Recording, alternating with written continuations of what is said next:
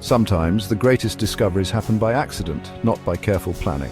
A scientist might be searching for one thing and stumble upon something far more important. In 1928, in a cluttered London lab, Alexander Fleming was searching for ways to stop dangerous bacteria. The breakthrough came not from his experiments, but from a forgotten petri dish and a spot of green mold. Before penicillin, people died from infections we easily treat today. Fleming's lucky mistake would save millions of lives. One man's mess became humanity's miracle. Let's see how a forgotten dish led to one of the greatest discoveries in medical history. Who was Alexander Fleming? Born in rural Scotland in 1881, Fleming grew up curious about the world. He made it to medical school in London thanks to his brother's help. Fleming became a bacteriologist, driven by a desire to help people. In World War I, he saw soldiers die from infections doctors couldn't cure. Fleming dreamed of a way to kill harmful bacteria without hurting people. After the war, he returned to his lab, searching for a magic bullet. Fleming's biggest discovery was just around the corner. The world was waiting for a miracle, and Fleming was about to find it. The next chapter would begin with a messy lab and a forgotten dish. The story of penicillin was about to unfold. Fleming's lab was famously messy.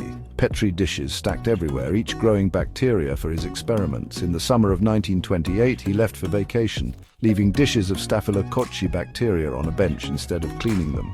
Below his lab, another scientist worked with mold. Spores may have floated up, landing in one of Fleming's dishes. The cool London weather was perfect for mold, but not for bacteria. While Fleming was away, a patch of bluish-green penicillium mold began to grow in a forgotten dish. As the mold spread, it released a substance that killed the bacteria nearby. A silent battle was happening in that dish. The mold was destroying the bacteria. When Fleming returned, he found something extraordinary. The mold had created a clear zone where bacteria couldn't survive. This accidental contamination would become the key to a medical revolution. Fleming's untidy habits had set the stage for discovery. Sometimes a little mess leads to a miracle. The magic mold was about to reveal its secret. Fleming's curiosity would turn a spoiled experiment into a world-changing breakthrough. The story of penicillin was about to take off. One forgotten dish would change medicine forever. Back from vacation, Fleming began cleaning his old dishes. He noticed one dish with a blob of mold and a clear circle where bacteria had vanished. Most would have tossed it, but Fleming looked closer. The mold had killed the bacteria around it, leaving a bacteria-free zone. "That's funny," he said, a simple phrase for a huge discovery. Instead of discarding the dish, he grew more of the mold and tested its power.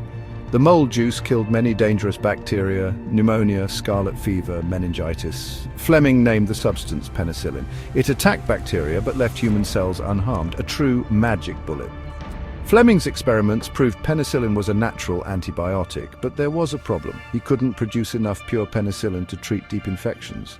Fleming was a brilliant observer, but not a chemist. His discovery was still just a laboratory curiosity. He published his findings, hoping others would help solve the puzzle. For now, penicillin's promise remained locked in a petri dish. Fleming's lucky accident needed a new team to unlock its full potential. The world was still waiting for a miracle drug.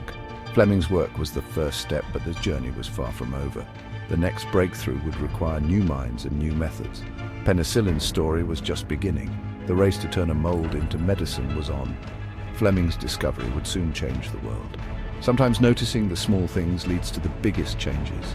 The magic mold's secret was out, but the real challenge had just begun.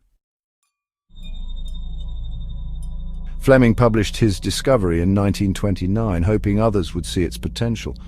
But penicillin was unstable and hard to extract. It lost its power quickly. Fleming tried to make a usable medicine but couldn't produce enough pure penicillin for serious infections. He treated some surface infections, but deep infections needed much more. Lacking the right skills and equipment, Fleming couldn't solve the puzzle alone. Most scientists ignored his paper. The world wasn't ready for penicillin.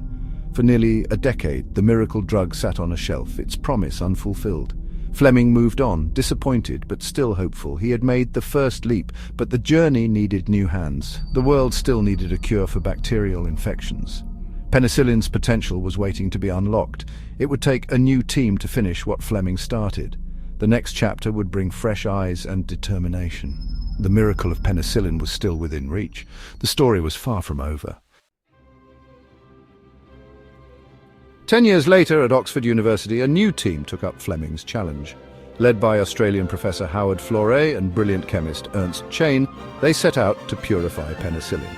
Chain rediscovered Fleming's paper and convinced Florey to try again. They assembled a team, including Norman Heatley, who built special equipment to grow and extract penicillin. The team grew penicillium mold in hundreds of containers, even bedpans, to produce enough for experiments. After months of work, they created a small amount of impure penicillin.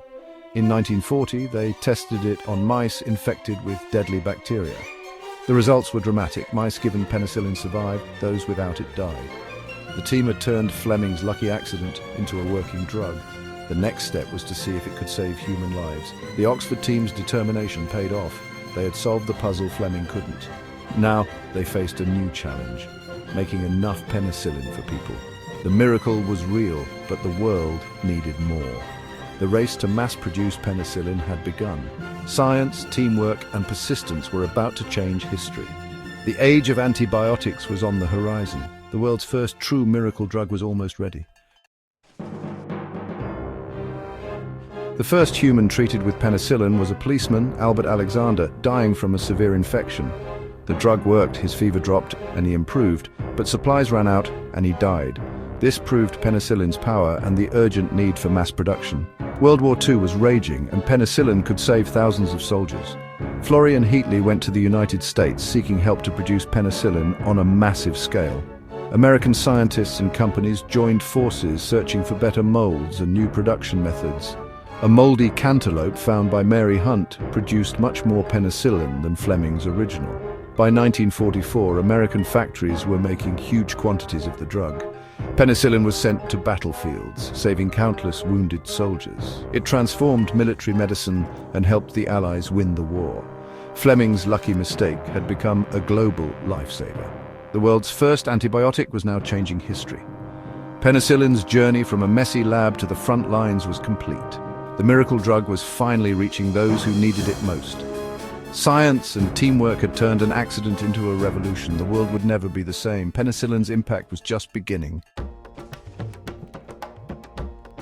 After the war, penicillin became available to everyone, curing diseases that had been deadly for centuries. The death rate from infections dropped dramatically. Penicillin started a medical revolution. In 1945, Fleming, Florey, and Chain shared the Nobel Prize for their discovery. Fleming became a global hero, but he remained humble, crediting nature and his colleagues. Even in triumph, Fleming warned of a new danger: antibiotic resistance. He explained that if people used penicillin incorrectly, bacteria could adapt and become untreatable.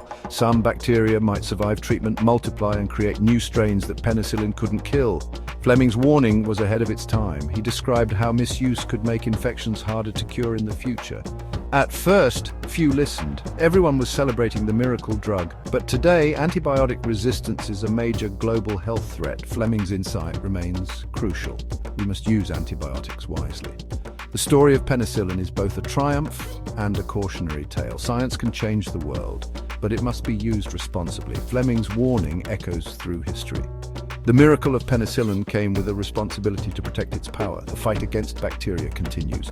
The lesson: never take a miracle for granted. The story of penicillin is about more than medicine. It's about curiosity, teamwork, and the power of observation. Fleming's open mind turned a spoiled dish into a world-changing discovery. But it took a team, Florey, Chain, Heatley, and thousands more, to turn it into a practical medicine. Science is a collaborative effort, and great achievements come from working together. Today, we expect to survive infections that were once deadly, but antibiotic resistance is a growing threat. The search for new medicines never stops. Scientists are exploring everywhere, from deep oceans to rainforests, looking for the next penicillin. Fleming's legacy is one of hope and curiosity. Answers to our biggest problems can come from the most surprising places. A bit of mold on a forgotten dish gave humanity one of its greatest tools. The next world-changing discovery could be waiting in a quiet lab right now. Stay curious, pay attention to the small things, and never give up. The search for miracles continues. Science will always have another story to tell.